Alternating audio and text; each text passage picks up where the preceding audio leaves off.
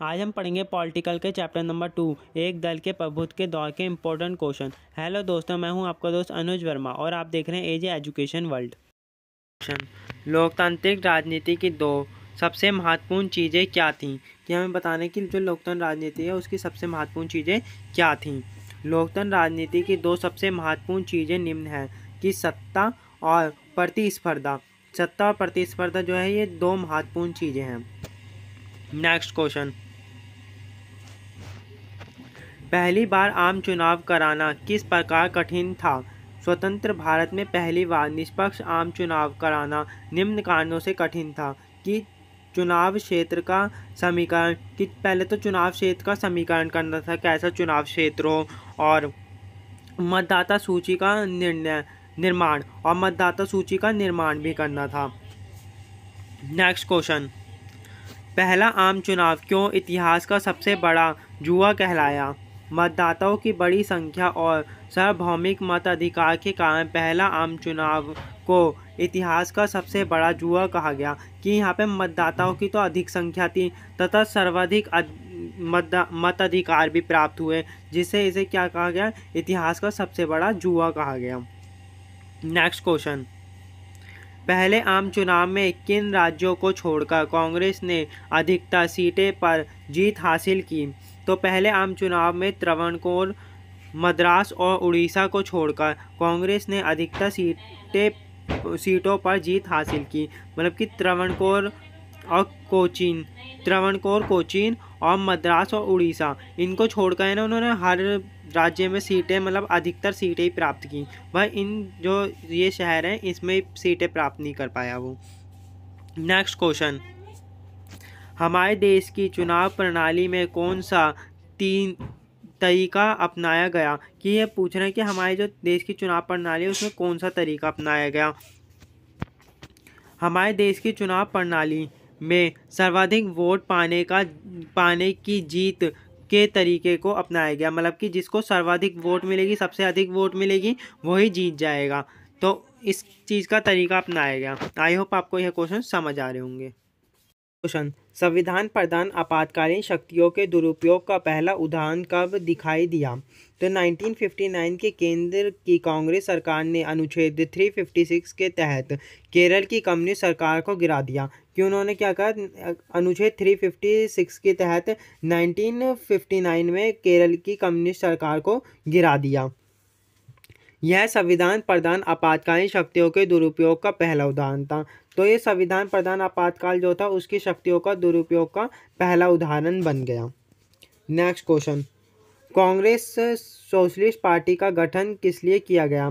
तो 1934 में कांग्रेस के युवा नेताओं की टोली ने कांग्रेस को ज़्यादा से ज़्यादा परिवर्तनकामी और समतावादी बनाने के उद्देश्य से इस पार्टी का गठन किया। क्यों? जो कांग्रेस के युवा नेता थे वो चाहते थे कि जो कांग्रेस पार्टी है वो ज़्यादा से ज़्यादा परिवर्तनकामी बने और समतावादी बने, इसलिए उन्होंने इस पार्टी का गठन किया था।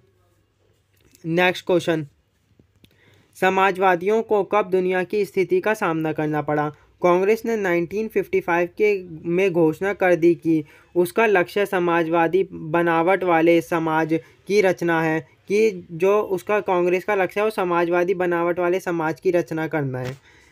इसलिए क्या हुआ? समाजवादियों को तब दुनिया की स्थिति का सामना करना पड़ा। तब से ही समाजवादी जो लोग हैं वो दुनिया की स्थिति का सामना कर रहे हैं।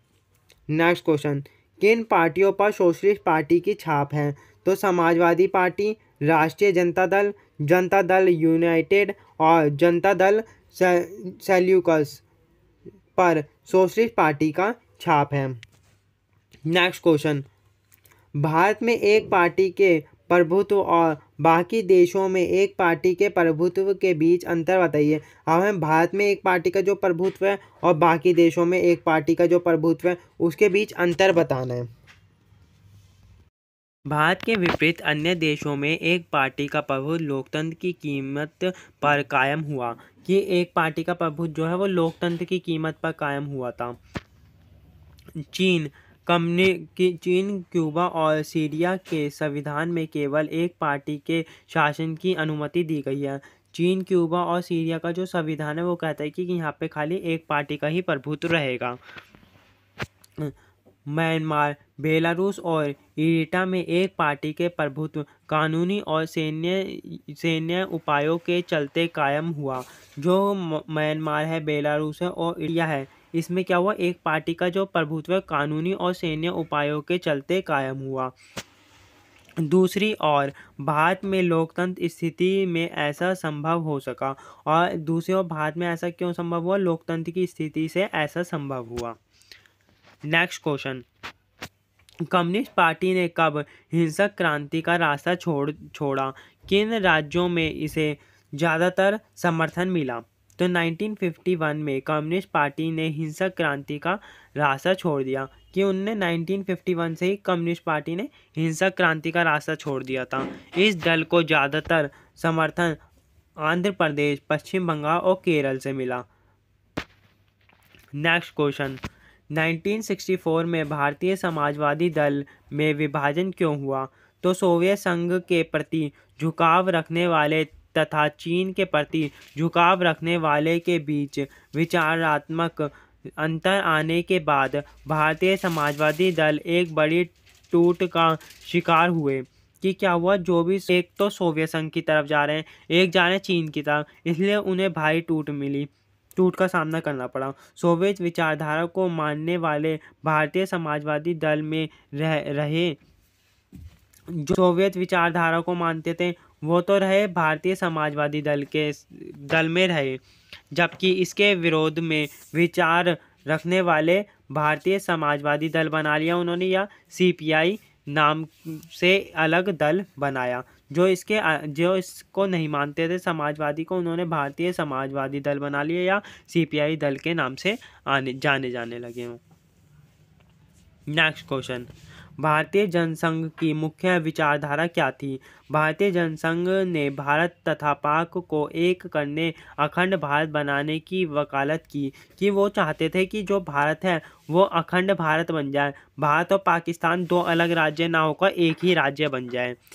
इसने अंग्रेजी के बदले हिंदी को राज्य भाषा बनाने की मांग की। कि वो चाहते थे कि अंग्रेजी के बदले हिंदी जो है वो राज्य भाषा बन जाए। और धार्मिक अल्पसंख्यकों को रियासत देने की बात का विरोध किया। जो धार्मिक अल्पसंख्यक थे उन्हें कोई भी रियासत नहीं मिलेगी, वो सभी एक ही अखंड भारत में ही रहेंगे। तो उनकी मांग ये थी। नेक्स्ट क्वेश्चन, स्वतंत्रता पार्टी के विदेशी नीति पर क्या विचार थे?